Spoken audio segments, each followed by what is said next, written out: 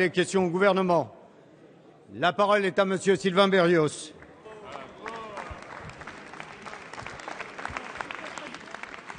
Monsieur le Président, Monsieur le Premier ministre, les agriculteurs sont en colère. Les entrepreneurs, les salariés, les ouvriers sont en colère. Les enseignants et les parents d'élèves sont en colère. Les maires sont en colère. Les médecins et les pharmaciens sont en colère. Les anciens combattants et les retraités sont en colère. Les sages-femmes sont en colère. Les commerçants et les professions libérales sont en colère. Les policiers et les militaires sont en colère. Même les vétérinaires sont dans la rue pour la première fois depuis 50 ans. Toute la France est en colère.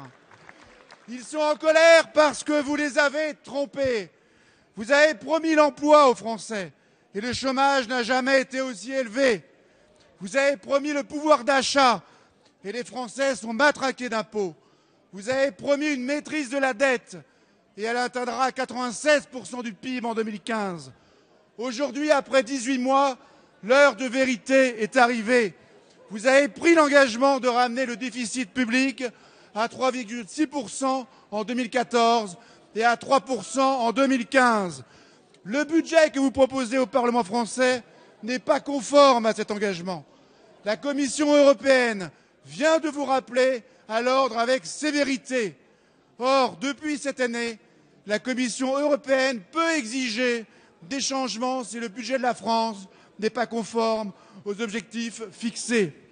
Ce n'est plus seulement la crédibilité de votre gouvernement qui est en cause, c'est la crédibilité et la souveraineté de la nation. Monsieur le Premier ministre, la France est au bord du chaos. Quand allez-vous prendre conscience de la situation? Quand allez-vous enfin changer de politique? Merci. La parole est à Monsieur Pierre Moscovici, ministre de l'Économie et des Finances. Monsieur le Président, Mesdames et Messieurs les députés, Monsieur le député Sylvain Berrios, je ne répondrai pas à votre procédé oratoire car tout ce qui est excessif en réalité est assez insignifiant. Et vous n'êtes pas le porte-parole des Français.